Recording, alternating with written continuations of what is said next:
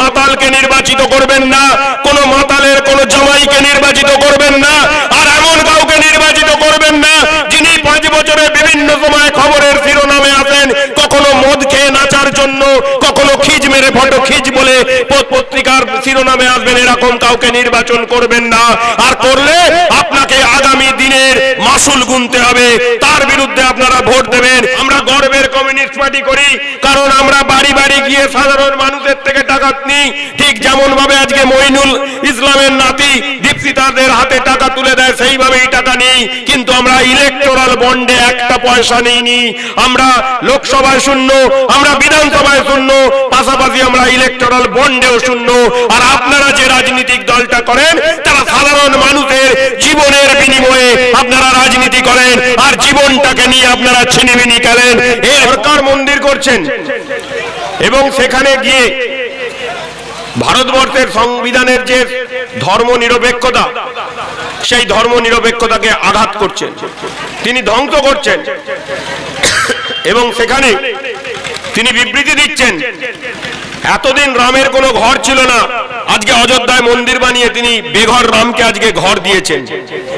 আমরা বলছি যে আপনি ভালো কথা, সুপ্রিম কোর্টের রায়ে অযোধ্যায় রাম মন্দির হয়েছে। আচ্ছা, সুপ্রিম কোর্ট এটাও তো রায় দিয়েছে যে যারা অসংগঠিত ক্ষেত্রে কাজ করবে, ভারতবর্ষের বুকে যে কোনো কলে কারখানায় মজুর যারা কাজ করবে, তাদের ন্যূনতম মজুরি 26,000 টাকার নিচে হবে না। 26,000 টাকা তাদের ন্যূনতম মজুরি হবে। তাহলে সুপ্রিম কোর্টের এই রায় একমাত্র একটা স্টেটে চালু করতে পেরেছে, সেটা হচ্ছে গর্বের বাম শাসিত কেরল। আর ভারতবর্ষের কোন রাজ্যে চালু হয়নি। ভারতবর্ষের প্রধানমন্ত্রী এই 10 বছরে তিনি করতে পারেননি, আর তিনি আজকে দেশটাকে ধর্মের মাধ্যমে ভাগ করতে নেমেছেন।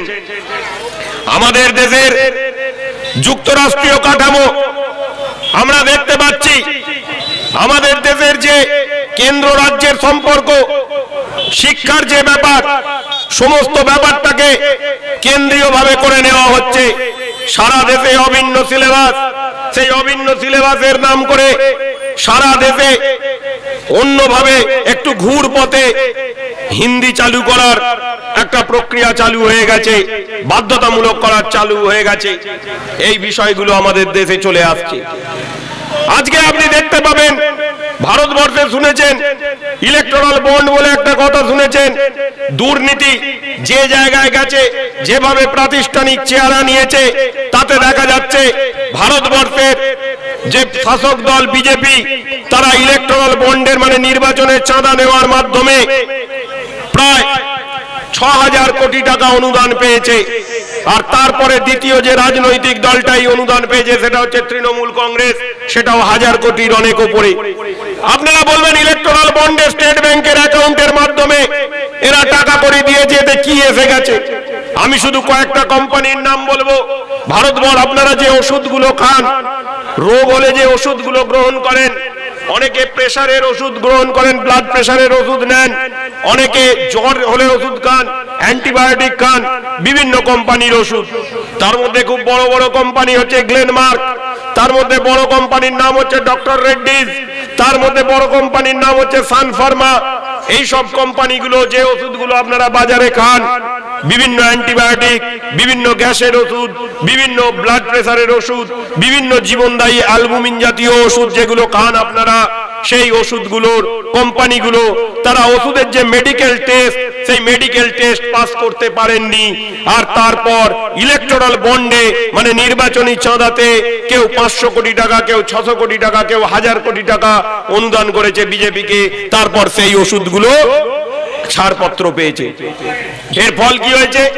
যে ওষুধ আপনি 1 টাকায় কিনতেন তার দাম হয়েছে 7 টাকা, যে ওষুধ 5 টাকায় কিনতেন সেই ওষুধের দাম হয়েছে 35 টাকা। আমি আমার নিজের জীবন দিয়ে একটা অভিজ্ঞতা দেখেছি। আমার বাবা লিভারের ক্যান্সারের পেশেন্ট ছিলেন, গত 12 বছর আগে মারা গেছেন। তাকে যখন অ্যালবুমিন কিনে দেওয়া হতো, তখন আমি অ্যালবুমিন বাজার থেকে কিনতাম, একটা ছোট্ট অ্যালবুমিনের বোতল 3200 থেকে 3500 টাকা, কোন বেসরকারি জায়গায় কিনলে 3500 টাকা, সরকারি জায়গায় 3200 টাকা। আর আজকে আমি দেখতে পাচ্ছি সেই অ্যালবুমিন যা ছাড়া লিভার বা কিডনির পেশেন্টের কোনো ট্রিটমেন্ট হয় না, সেই অ্যালবুমিনের দাম 15 থেকে 16,000 টাকা হয়ে গেছে, তাও আউট অফ স্টক। সেই ওষুধ কিন্তু মিলছে না। আজকে এই যে মানুষকে জীবনদায়ী ওষুধগুলো থেকে বঞ্চিত করা হচ্ছে, সাধারণ মানুষের নাগালের বাইরে চলে যাচ্ছে, এর জন্য দায়ী হচ্ছে বিজেপি এবং তৃণমূলের ইলেকট্রাল বন্ড। আজকে আপনি যদি দেখেন পশ্চিমবঙ্গে ঠিক একই কায়দায় রাজনীতি চলছে, একই কায়দায় রাজনীতি চলছে। কেমন? পশ্চিমবঙ্গের বুকে যে ইলেকট্রিক কোম্পানিগুলো আছে তারা তৃণমূল কংগ্রেসকে 500 কোটি 600 কোটি টাকা করে বরাদ্দ দিয়েছে, নির্বাচনে চাঁদা দিয়েছে। আর নির্বাচনে চাঁদা দেওয়ার জন্য দেখা যাচ্ছে কি আপনার রাজ্যের ইলেকট্রিকের ইউনিট 7 টাকা, আর সেখানে ভারতবর্ষের অন্যান্য রাজ্যে ফ্রি থেকে শুরু করে 2 টাকা 3 টাকা ইউনিট। পশ্চিমবঙ্গে বিদ্যুতের যে খরচা, সারা ভারতবর্ষে বিদ্যুতের এত খরচা কোথাও নেই। আর আমরা গর্বের সঙ্গে বলছি, অনেকে আমাদেরকে টিটকিরি করেন, অনেকে নানা রকম হাসি হুল্লোড় করেন, যেই কথা বলে যে তোমরা তো কৌটনের টাকা তোলো, তোমরা তো বাড়ি বাড়ি গিয়ে টাকা তোলো, এইভাবে আর কতদিন চলবে? আমরা বলি হ্যাঁ আমরা এটা করি, আমরা গর্বের কমিউনিস্ট পার্টি করি, কারণ আমরা বাড়ি বাড়ি গিয়ে সাধারণ মানুষের থেকে টাকা নিই। ঠিক যেমন ভাবে আজকে মঈনুল ইসলামের নাতি দীপশিতাদের হাতে টাকা তুলে দেয়, সেইভাবেই টাকা নিই। কিন্তু আমরা ইলেকটোরাল বন্ডে একটা পয়সা নিইনি। আমরা লোকসভায় শূন্য, আমরা বিধানসভায় শূন্য, পাশাপাশি আমরা ইলেকটোরাল বন্ডেও শূন্য।